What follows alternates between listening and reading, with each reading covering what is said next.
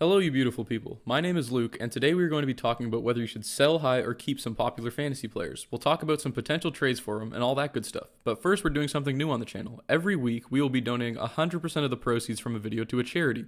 The video will include charity support or something like that in the title. For this week's charity, I've chosen the Gigno Transition House. It supports vulnerable and at-risk Indigenous families every day in New Brunswick to help end the trauma in their communities. They offer their service 24/7. I chose this one because I live in New Brunswick and I'm a big supporter of their project. You can find information and links to where you can help them as well in the description. If you can't afford to give anything, no problem. Just by watching this video, you've contributed to their cause. Leave a comment down below if you have a charity or cause that you are passionate about, and I'll pick one of them for next week's video.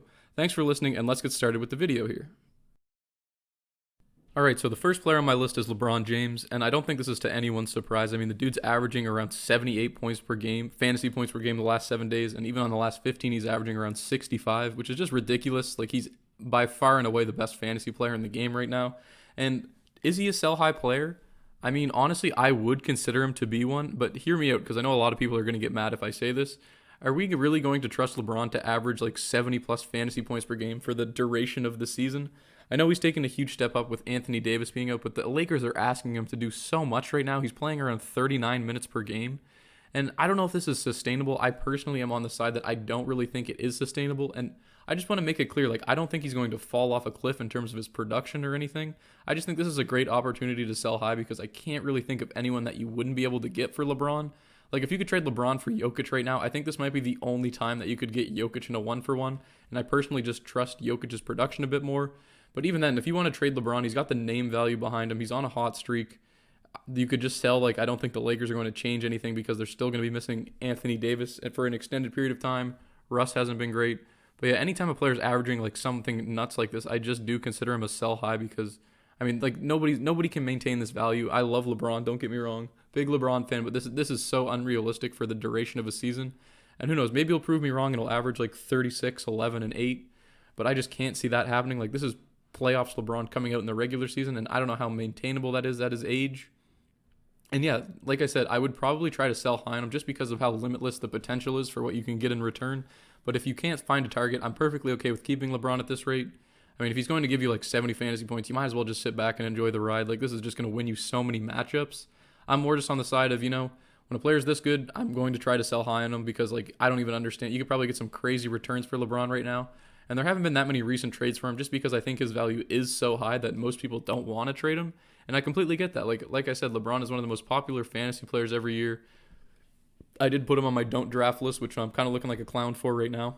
I was worried he was going to miss time, but I mean, every time I bet against LeBron, he just makes me look stupid. So, I mean, we've learned our lesson there for now anyway. But yeah, I am still going to consider him a sell high. I say I learned my lesson and then I immediately undermine that, but whatever. I would probably try to sell high on LeBron, but if you don't get a good offer or something that you don't think is worth it, like, personally, I'm not taking less than like a top 10 player and then something that's probably top 30 at the worst. Like, his value is just ridiculous, man. Like, I do not understand how he's being able to put up this production at this point in his career, but he's doing it. It's just enjoy the spectacle of LeBron. I would try to sell high, but if not, go ahead and keep him. You don't have to listen to me. I'm just like, this is a sell high or keep video. If I had him on my team, I'm definitely trying to sell high. I'm probably trying to get Jokic or something just because, like I mentioned, I had Jokic ranked number 1 on my list, and I stand by that. But if not, like I said, top 10 and top 30. And if you can't get that, I just hold LeBron and enjoy the show. All right, then we move on to Nikola Vucevic, who I would consider another sell-high player if I have him on my team. He's been a buy low for the majority of the season, which I did advocate for in previous videos. I mean, he was averaging less than 35 fantasy points per game, which is just so unrealistic for someone of Nikola Vucevic's talent and fantasy production. But yeah, the last 15 days, he's averaging like 52 fantasy points per game.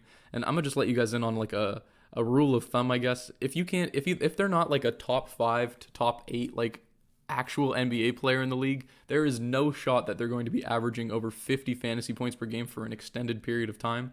It's so rare to get into the 50-plus point club, and I don't think Nikola Vucevic is going to crack that. His value is increased because Alonzo and Caruso are out right now, so there's just more shot opportunities and, like, I don't know, having the ball in his hands a bit more in the offense.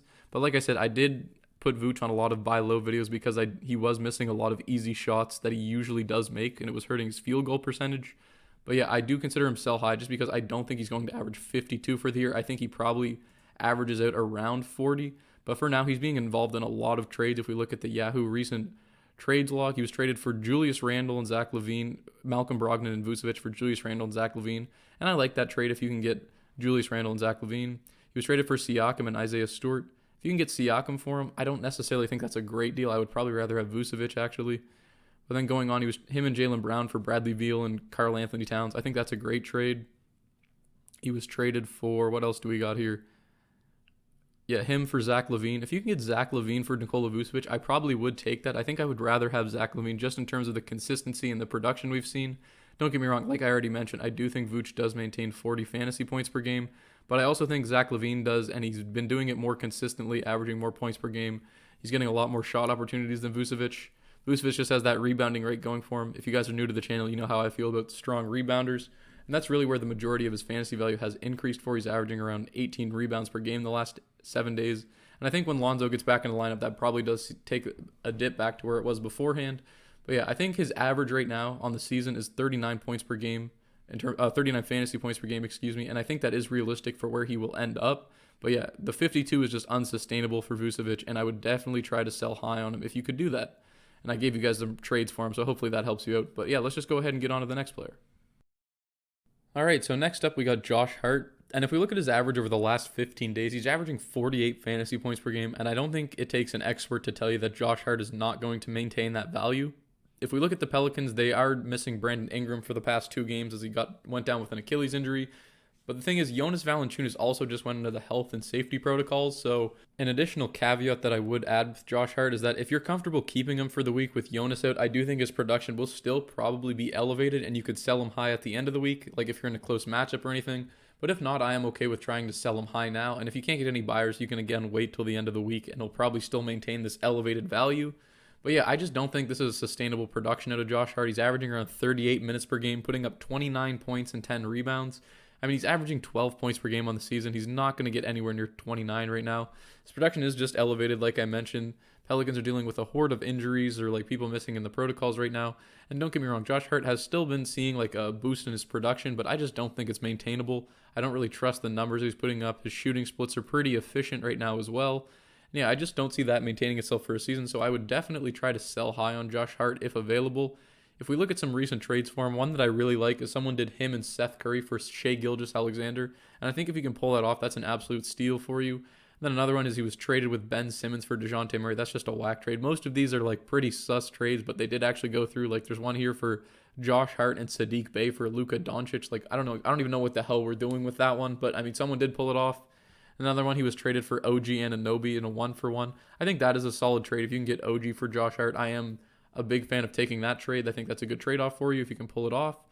But yeah, like I mentioned, I do consider him a big sell-high player. I think it will continue for a few more games, and then once Jonas and Ingram are fully integrated back into the lineup, I don't think Josh Hart can maintain this production long-term. And I think he probably, like, best-case scenario is going to average 35 fantasy points per game, and that's just nowhere near the 48 that he's putting up right now. So yeah, definitely try to sell high on Josh Hart. I think if you keep him on your team or if you're worried or if you're like, oh, he's going to maintain this production, I do think you're making a mistake, and I would highly recommend against that. Now we move on to Karis LeVert, and I hope you guys just watched the Bulls-Pacers game. It was crazy. DeMar's game winner was nuts, and of course we got to take a moment of silence for Domantas Sabonis Appreciation Week, and that's going to do it every week is Domantas Sabonis Appreciation Week, but he put up 58 fantasy points. God, I love Sabonis, bro. One of my favorite players. Anyways, got distracted there. Just you know how I get with Sabonis. But anyway, Karis LeVert, think he is a massive sell-high player right now. If I have him on my team, I am actively trying to trade him. He's averaging around 48 fantasy points per game over the last 15 days, and it doesn't take a genius to figure out why. I mean, Malcolm Brogdon's out, TJ McConnell's out, Chris Duarte's out, Jeremy Lamb. I know Jeremy Lamb doesn't make a huge difference, but it does give additional minutes and usage rate to Karis LeVert. And I just don't think the production is sustainable right now. He's averaging 27 points per game, 7.5 assists, and 5.5 rebounds.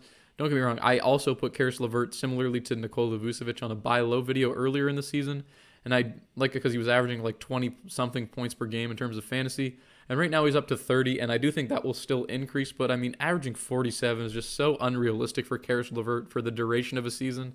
I mean, who knows, maybe the Pacers are talking about blowing everything up, but we don't know where everyone's going to get traded. We don't know who exactly is going to get traded and all that nonsense. So, Yeah, Karis LeVert, huge sell high. I don't think it's debatable. His assists and everything are pretty much going to drop all around when, especially Malcolm Brogdon gets back into the lineup. That is like the main reason that Karis LeVert's value has seen such an increase recently, because Brogdon's missed the past 4 games, and coincidentally, that has been when Karis LeVert has started taking off.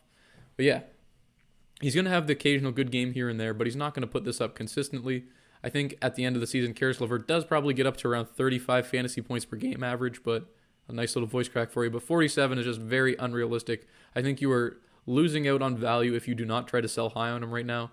Like I said, if you can't get rid of him or you can't sell him high for some players, then I'm okay with keeping him, but I just think it's a great opportunity and you don't really want to miss out on that value. And if we look at some recent trades that have gone down involving Karis LeVert, there have been quite a few as of today, which is a New Year's Eve, so happy New Year's to everybody. He was traded for Terry Rozier. I'm taking Terry Rozier over Karis LeVert any day of the week.